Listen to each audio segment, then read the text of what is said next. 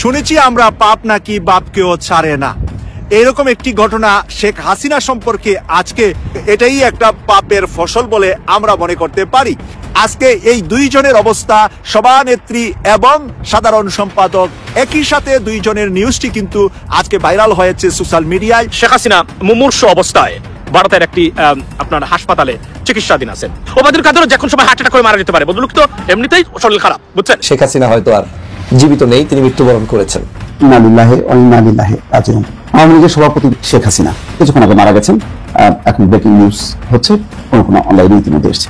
Doctor Mohammad Yunus হয়তো ক্ষমতায় থাকবে না, কিন্তু কিছু কর্মকাণ্ড করে যাচ্ছেন যেটা বাংলাদেশে নতুন এক ইতিহাসের সাক্ষী হচ্ছে আমরা। 1971 থেকে 2025 54 বছরের হিসাব নিকাশ আজকে পুরো জাতির জন্য একটা বিজয় দিন আমার কাছে মনে হয়েছে। কারণ টোটাল কৃতিত্বটা আমি মনে করি ডক্টর মোহাম্মদ ইউনূসের, এবং এই সরকারের যেটা প্রশংসা সেটা করতেই হবে। ডক্টর মোহাম্মদ ইউনূস বিরাট ঘটনা ঘটিয়ে দিয়ে বাংলাদেশের রাজনীতির দৃশ্যপট পাল্টে দিবেন।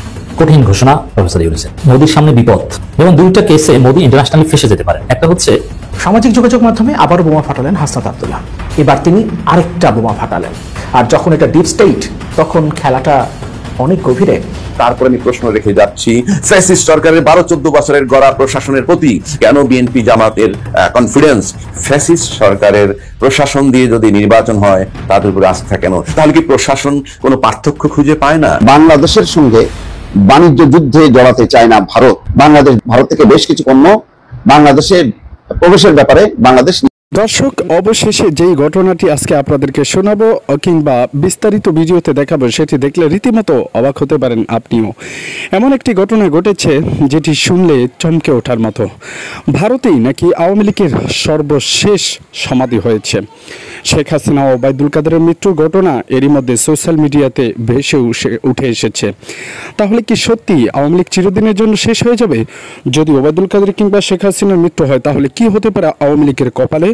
বিস্তারিত আজকের ভিডিওতে আপনাদেরকে দেখাবো, এবং কোথায় শেখ হাসিনাকে সমাধিত করা হবে সেটিও দেখবেন। শুনেছি আমরা পাপ নাকি বাপকেও ছাড়ে না, এরকম একটি ঘটনা শেখ হাসিনা সম্পর্কে আজকে বেশ কিছু মিডিয়াতে, বেশ কিছু সোশ্যাল মিডিয়াতে আমরা আলোচনা শুনতে পেয়েছি। এরই মাঝে আওয়ামী লীগের এক আন্তর্জাতিক আইনজীবীর তার ভেরিফাইড ফেসবুক আইডিতে লিখেছেন যে শেখ হাসিনা নাম পাল্টিয়ে ভারতীয় পাসপোর্ট নিয়ে ভারতীয় কোনো হিন্দু মানুষের নাম রেখে সে মাউন্ট এলিজাবেথ সিঙ্গাপুরে চিকিৎসাধীন আছেন। প্রিয় দর্শক, এটাই একটা পাপের ফসল বলে আমরা মনে করতে পারি। কারণ বাংলাদেশের বহু মায়ের বুক খালি করেছেন এই ডাইনি হাসিনা। এই ডাইনি হাসিনার হাতে চেয়ে শিশু থেকে শুরু করে বৃদ্ধ পর্যন্ত নারী পুরুষ কেউ বাদ যান নাই। সকলেই খুনের সাথে জীবন দেওয়া, আয়নাগর থেকে শুরু করে সর্বশেষ 5ই আগস্ট পর্যন্ত মানুষকে ভ্যানের মধ্যে পুলিশ দিয়ে পুড়িয়ে পর্যন্ত মারার কাজ সে করেছে। সেই পাপটা নাকি আজকে অনেক ভারী হয়ে গিয়েছে। সেই পাপের ভারীতে গত 8 মাস যাবৎ সে নাকি এমনভাবে বিকৃত চেহারা হচ্ছে, তার ডে বাই ডে তার শারীরিক পজিশন এত খারাপ হচ্ছে যে কোনো মানুষ দেখলে ভয় পেয়ে যাবে। এটাই কি শেখ হাসিনা?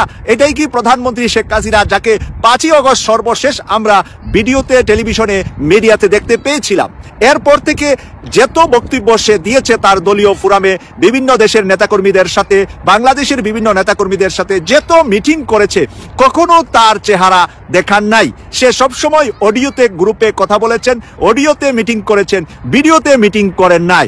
প্রিয় দর্শক, এটা এই জন্য প্রমাণিত হচ্ছে সে যে চরমভাবে অসুস্থ, চরমভাবে তার চেহারা এবং বডিতে বিকৃতির চেহারা ধারণ করেছে, সেটা যাতে মানুষ দেখতে না পায়, তার কর্মীরা যাতে করে ভয় না পায়, তার কর্মীরা যাতে দুর্বল না হয়, তার দল যাতে করে চাঙ্গা থাকে, সেই কারণে তার সিদ্ধান্ত মৃত্যুর এক মুহূর্ত পর্যন্ত সে মাঝে মাঝে অডিও কলে কথা বলে তার দলকে বাঁচিয়ে রাখা। প্রিয় দর্শক, সর্বশেষ একটা মানুষের জীবনের কি চাহিদা থাকে? চাহিদা থাকে 3.5 হাত মাটি যেন তার পছন্দের জায়গা, পছন্দের জমিতে হয়।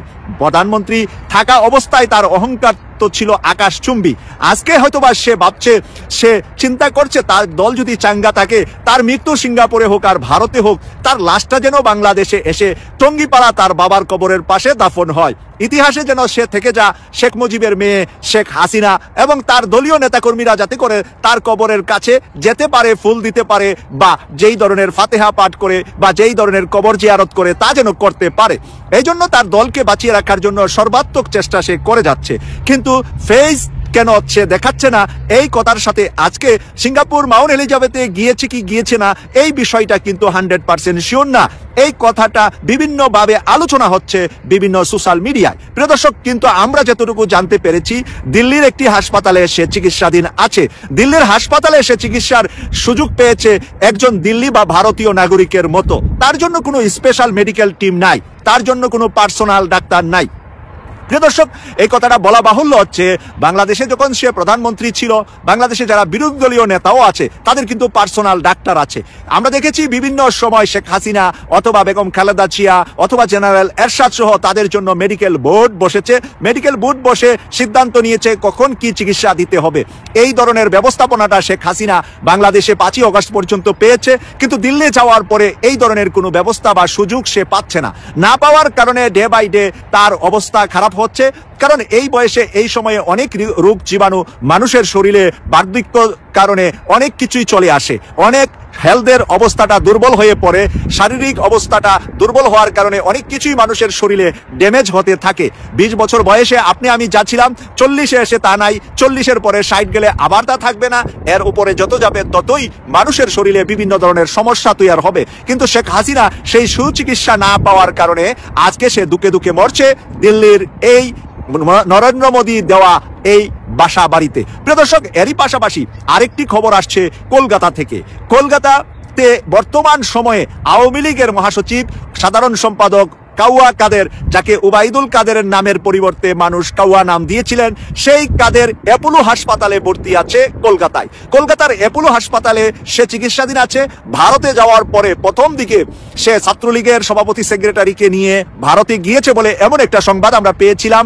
সেই ভারতে কলকাতাতে তার ফ্ল্যাট সবকিছু আমরা তথ্য পেয়েছি, কিন্তু সে কোনো জনসম্মুখে আসেন না, কোনো নেতাদের সাথে সাক্ষাৎ করেন না, কারোর সাথে কোনো মিটিং করেন না। কলকাতাতে যাওয়ার পর থেকে সে নিয়মিত অ্যাপোলো হাসপাতালে চিকিৎসাধীন আছেন। বাসায় আসলেও বেশিরভাগ সময় তার হাসপাতালই কেটে যাচ্ছে। এবং ওবায়দুল কাদের যেই রাজকীয় হালে চিকিৎসা পেতেন বাংলাদেশে আওয়ামী লীগের নেত্রী শেখ হাসিনা তাকে যেরকম এয়ার অ্যাম্বুলেন্স করে স্পেশালি মাউন্ট এলিজাবেথে পাঠিয়ে একবার চিকিৎসা করে তার একেবারে খুব খারাপ অবস্থা থেকে ফেরত এসেছিলেন, এরপর থেকে প্রতি 2 মাসে সে কিন্তু মাউন্ট এলিজাবেথে গিয়ে তার স্বাস্থ্য চেক আপ করতেন। কিন্তু সেই স্বাস্থ্য চেক আপের সুযোগ না থাকার কারণে, তার পাসপোর্ট নিয়ে সিঙ্গাপুর যাওয়ার সুযোগ না থাকার কারণে, তার যে চিকিৎসকরা চিকিৎসা করেছিলেন, অপারেশন করেছিলেন, সেই চিকিৎসকরা সেই গুলা না দেখার সুযোগ পাওয়ার কারণে সে এখন বর্তমানে তার অবস্থা নাকি শেখ হাসিনার মতোই আস্তে আস্তে নিস্তেজ হয়ে বিকৃত হয়ে যাচ্ছে চেহারা, যার কারণে এই চেহারাও সে কোনো লোক সমাজে কলকাতাতে আসেন না এবং তার খুব ঘনিষ্ঠ ভাজন 2-1 জন ছাড়া তার সাথে সাক্ষাৎ করতে পারেন না এবং সে কারোর সাথে সাক্ষাৎ দেন না। প্রিয় দর্শক, এই কারণেই বলছি শেখ হাসিনার পরে সবচাইতে বড় জালিম হিসাবে জুলুম করেছে মানুষের উপরে মানুষ বলে তাকে এই কাউয়া কাদেরকে। আজকে এই 2 জনের অবস্থা, সভানেত্রী এবং সাধারণ সম্পাদক, একই সাথে 2 জনের নিউজটি কিন্তু আজকে ভাইরাল হয়েছে সোশ্যাল মিডিয়ায়, বিভিন্ন মিডিয়াতে খবর পরিবেশন হয়েছে। পাকিস্তানের পররাষ্ট্র সচিব এখন বাংলাদেশে, আবার এই মাসেই শেষের দিকে আসছেন পাকিস্তানের পররাষ্ট্রমন্ত্রী। 2 দেশের মধ্যে সম্পর্কের এই যে অগ্রগতির একটি পরিস্থিতি তৈরি হয়েছে, সেই অবস্থায় খবর হচ্ছে বাংলাদেশের সঙ্গে বাণিজ্য যুদ্ধে জড়াতে চায় না ভারত। খুব সতর্কতার সাথে ভারত এগুচ্ছে, অর্থাৎ বাংলাদেশ কিছু পদক্ষেপ নিয়েছে। তারা ট্রান্সশিপমেন্ট বন্ধ করেছে। বাংলাদেশ ভারত থেকে বেশ কিছু পণ্য বাংলাদেশে প্রবেশের ব্যাপারে বাংলাদেশ নিষেধাজ্ঞা দিয়েছে। তার মানে ভারত নিষেধাজ্ঞা দিল, ট্রান্সশিপমেন্ট বন্ধ করলো, আর বাংলাদেশ পণ্য আমদানিতে নিষেধাজ্ঞা দিল। এই অবস্থার মধ্যে এটা নয়াদিল্লি একটা বার্তা দেখছে। কি বার্তা দেখছে? তারা মনে করছে সম্প্রতি পাকিস্তান এবং বাংলাদেশের মধ্যে একটা বাণিজ্য যে যোগাযোগ বা সম্পর্ক বাড়বে, আমদানি রপ্তানি বাড়বে। ইতিমধ্যে জানেন যে করাচি বন্দর থেকে সরাসরি জাহাজ চলে আসছে চট্টগ্রাম বন্দরে। তো পাকিস্তান এবং বাংলাদেশের মধ্যে দূরত্ব যাই হোক না কেন, এই যে দ্রুত বেগে যদি জাহাজ চলাচল শুরু করে আমদানি রপ্তানি বাণিজ্য, তাহলে কিন্তু বেকায়দায় পড়বে। অর্থাৎ এই বাণিজ্য সম্পর্ক ঘনিষ্ঠ হওয়ার মধ্যে দিয়ে পাকিস্তান যে বাংলাদেশে ইন করবে, এইটা একটা সতর্ক বার্তা হিসেবে দেখছে ভারত। সেই কারণেই বাংলাদেশের সঙ্গে কোনো বাণিজ্য যুদ্ধে যেতে চায় না, এমন একটি খবর দিয়েছে ভারতের সংবাদ মাধ্যম টাইমস অফ ইন্ডিয়া। প্রতিবেদনে বলা হচ্ছে বাংলাদেশের পক্ষ থেকে ভারতের সঙ্গে স্থল সীমান্ত দিয়ে সুতা আমদানিতে নিষেধাজ্ঞা জারি করা হয়েছে। তবে স্থল সীমান্ত দিয়ে মানে জাহাজে করে আসতে হবে, অর্থাৎ স্থল সীমান্ত দিয়ে যে ফাঁকিবাজি কর্মকাণ্ড করা হতো অল্প সুতার জায়গায় বিপুল পরিমাণ সুতা ঢোকাই দেওয়া হতো, যেটা পরীক্ষা নিরীক্ষা করা যেত না, সেইটা বন্ধ করার জন্য স্থলপথে সুতা আমদানি বন্ধ করে দিয়েছে। এতে ভারতীয় ব্যবসায়ীরা ক্ষতিগ্রস্ত হবে নিঃসন্দেহে। বাংলাদেশকে দেওয়া 2020 সালে ট্রান্সশিপমেন্ট সুবিধা প্রত্যাহার করা হয়েছে শুধু ভারতীয় বন্দর এবং বিমান বন্দরগুলো ভিড় কমানোর জন্য, এটা ভারত বলছে। ভারত স্পষ্টভাবে জানিয়েছে এই পদক্ষেপের ফলে বাংলাদেশ থেকে নেপাল ও ভুটানের উদ্দেশ্যে ভারতের ভূখণ্ড দিয়ে যে রপ্তানি চলে তা কোনোভাবেই প্রভাবিত হবে না। এবং সম্প্রতি যে ভারতের প্রধানমন্ত্রী নরেন্দ্র মোদী এবং বাংলাদেশ অন্তর্বর্তী সরকার ইউনুসের যে বৈঠক হয়েছে, সেই বৈঠকটা যে খুবই ফর্মাল ছিল, মানে খুব সৌহার্দ্যপূর্ণ ছিল সেটা বলা যাবে না। সেখানে বেশ কিছু পাল্টাপাল্টি কথাবার্তা হয়েছে, এতে সম্পর্ক খুব ভালো হবে তার ইঙ্গিত দেয় না। তারপর পরে দেখা গেল ট্রান্সশিপমেন্ট সুবিধাটা বন্ধ করা। এইসব অবস্থার মধ্যে ভারত বাংলাদেশের সঙ্গে বাণিজ্য যুদ্ধ জড়াতে চাচ্ছে না, সতর্কতার সাথে পরিস্থিতি বুঝে তারা পদক্ষেপ নেবে, এমনটাই খবর ভারতীয় গণমাধ্যম। দর্শক, আরো কিছু গুরুত্বপূর্ণ তথ্য রয়েছে আমাদের হাতে, সেটি আপনাদেরকে দেখাবো। এবং বাংলাদেশের রাজনীতিতে কি পরিমাণ প্রভাব ফেলতে পারে সাবেক প্রধানমন্ত্রী শেখ হাসিনার ও ওবায়দুল কাদেরের বর্তমান পরিস্থিতিকে উপেক্ষা করে বিস্তারিত সেই ভিডিওটি দেখবেন এই ভিডিওতে।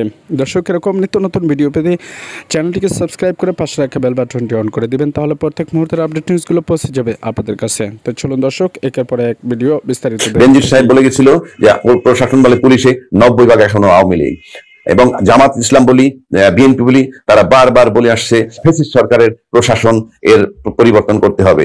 অর্থাৎ এই ফ্যাসিস্ট সরকার কিন্তু বিন্দু মাত্র পরিবর্তন হয় না, টোটাল প্রশাসন ঘিরে আছে সেই ফ্যাসিস্ট সরকারের প্রশাসনরা। তাহলে বিএনপি জানে যে 100% প্রশাসন এখনো আওয়ামী লীগের জিকির করতেছে, জামাত ইসলাম জানে প্রশাসন তাদের জিকির করতেছে এই ফ্যাসিস্ট সরকারের, এবং নির্বাচন কি ওভারনাইট একেবারে ফ্রি ফেয়ার ইনক্লুসিভ হয়ে যাবে এবং সেই নির্বাচন ইউনূস সরকার সাহেব দিবে, আবার প্রশাসন ইউনূস সাহেবের নিয়ন্ত্রণে, সেটা আমরা দেখছি না।